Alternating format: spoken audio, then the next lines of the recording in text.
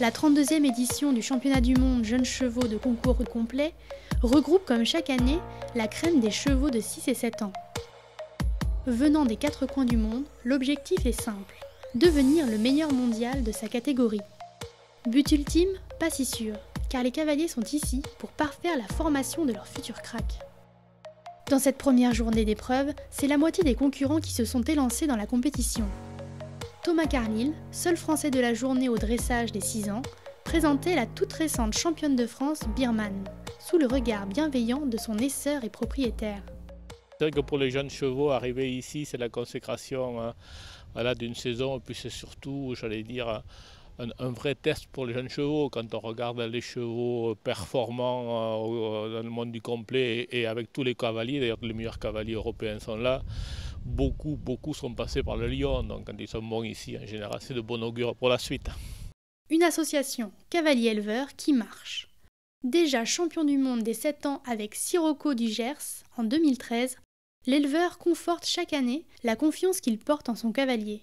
D'abord, c'est un grand champion, et c'est un champion parce qu'il est perfectionniste, je pense. Il cherche toujours comment tirer le maximum du cheval, comment travailler, comment le faire progresser, comment lui monter. Il a vraiment le souci du détail et il travaille beaucoup. Tom a du talent, mais il a beaucoup de travail et il n'est jamais satisfait. Alors parfois on se dit mais jamais il est content, mais c'est ça son moteur aussi, c'est parce qu'il veut toujours faire mieux. Donc il est perfectionniste, il a cette envie de gagner, de progresser. Puis il a une autre qualité moi que j'aime beaucoup, c'est qu'il aime ça, il aime voir grandir les chevaux et c'est un bon cavalier de jeunes chevaux. Et je pense que pour être un grand champion complet, c'est bien d'avoir des chevaux jeunes et de les former. En plus d'être un grand champion, c'est ce goût-là qui m'intéresse chez lui. Former les jeunes chevaux d'aujourd'hui pour demain et pourquoi pas les JO 2024 à Paris. Des jeux à domicile, pas forcément un atout pour Birman, pensionnaire de l'IFCE du Lion d'Angers.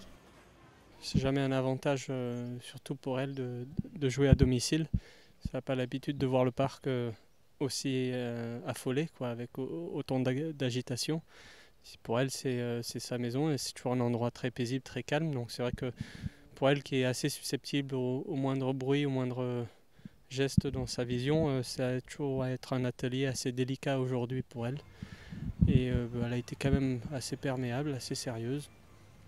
Une petite faute au galop qui est pas très grave, mais qui je pense un peu due à ce manque d'expérience et sa susceptibilité à des atmosphères, à des choses un peu plus qui sortent de son ordinaire. Je pense qu'elle aurait pris le camion pour aller sur un concours ailleurs, elle aurait été un peu plus à son avantage. Malgré tout, la belle jument Selle Français partira sur le cross avec un total de 42 points et se place 4e avant le passage des derniers concurrents. La leader de la journée est Izzy Taylor, avec Monkeying Around. Ce couple du Royaume-Uni se lancera sur le cross avec 37,6. Chez les 7 ans, 4 représentants français dans cette première partie de dressage. Astier Nicolas obtient 44,6 avec le champion de France Alerta Malibor. Malgré la déception de son cavalier, le jeune anglo-arabe obtient la 3e place de la journée. Guireg Lecoz et Esprit de la Loge cumulent 46,9 en se positionnant en 5e place. Plus loin dans le classement, on retrouve Arthur Dufort qui compte 55,5 avec Gredington Meltime. Et Cédric Liard, associé à Kanakin du Sur, obtient 55,7. Le couple leader des 7 ans de la journée est néo-zélandais. Avec 42 points, James Avery s'élancera samedi sur le cross avec Vitaly.